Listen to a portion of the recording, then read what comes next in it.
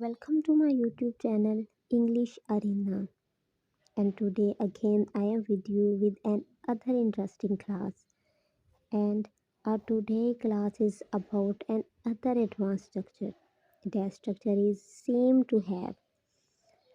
Seem to have को हम लोग एडवांस में हम लोग यूज़ करते हैं, और जब हमने किसी को ये कहना हो कि यार ऐसा लगता है कि उसके पास एक कार है, यार ऐसा लगता है वो उसके पास पैसे हैं, या ऐसा लगता है कि उसके पास 2 लैपटॉप हैं, तो सम टाइम हमारा दिल तो यही करता है कि हम यह कि it looks like she has a car.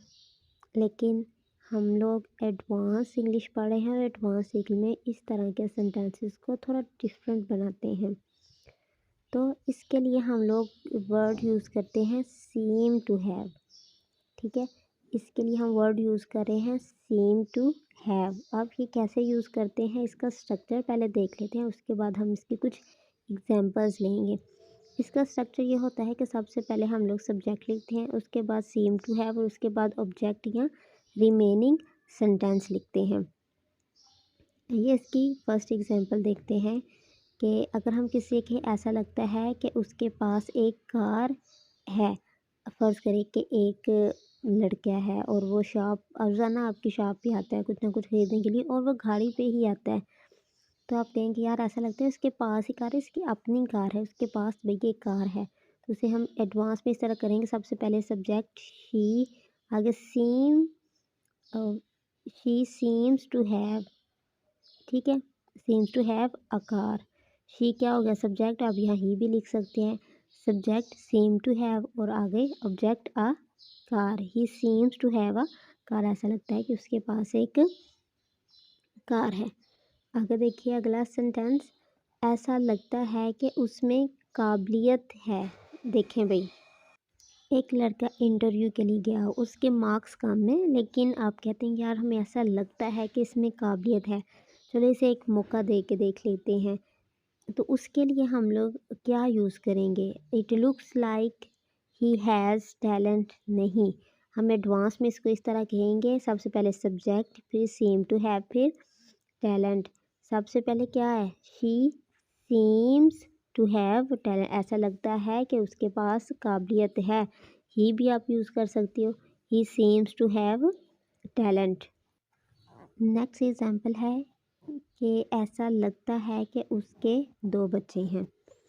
For example, आप किसी को रास्ते में देखते हैं और आपसे एक कमेंट पास करते हैं, यार ऐसा लगता है कि इसके 2 बच्चे, ऐसा लग रहा है कि वो शादीशुदा है, तो उसको हम ऐसे कहेंगे, she seems to have 2 kids. She seems, she वो, सीम्स लगती है, टू हैव रखना, पोजेशन के लिए, 2 किड्स 2 बच्चे।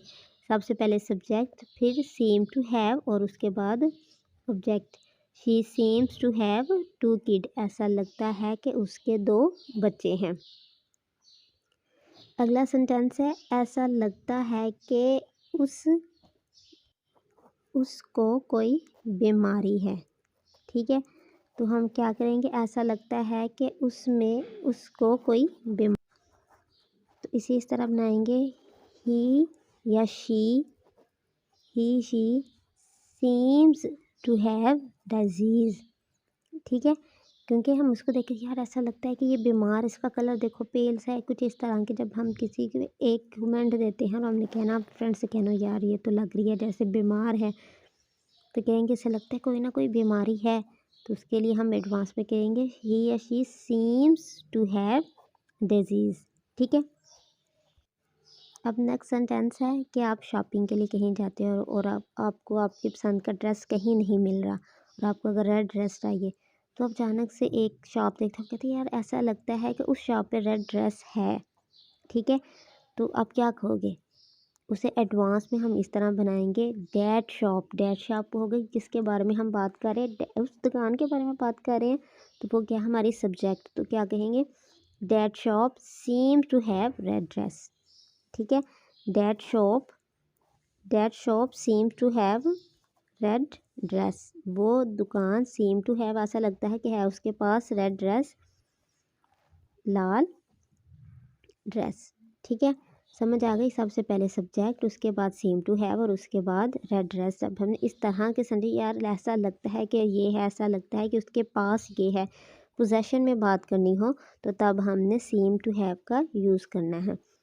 चलें जी, अब अगला सेंटेंस देखते हैं। ऐसा लगता है कि उसके पास मेरी बुक्स हैं। ठीक है, आपकी बुक्स गुम हो गई हैं और आप कह रहे हो पता नहीं किसके पास मेरी बुक्स हैं, अब मैं क्या करूं, कहाँ जाऊं। जो अचानक से आप अपने फ्रेंड को देखते हैं, वो स्माइल कर रहे हो, आप कहेंगे मुझे ऐसा लगता है कि इसके पास मेरी बुक्स हैं, तो तब आप कहेंगे she seems to have my books. Subject seem to have my books, क्योंकि पोजेशन है ना, मेरी बुक है ना, उसके पास है। She seems to have my books, मेरी बुक। सीम टू हैव वो रखती है, लगता है वो रखती है। माई बुक्स मेरी बुक। इस तरह इसको हम एडवांस में बनाते हैं, सब्जेक्ट सीम टू हैव और उसके बाद हम लोग ऑब्जेक्ट लगा देते हैं। आई होप कि आपको ये वाला स्ट्रक्चर अच्छी तरह समझ आ गया होगा। और ये मेरे कोर्स की 10th क्लास थी, और जो नेक्स्ट क्लास में हम इसके नेगेटिव सेंटेंसेस और इंटेरोगेटिव सेंटेंसेस देखेंगे।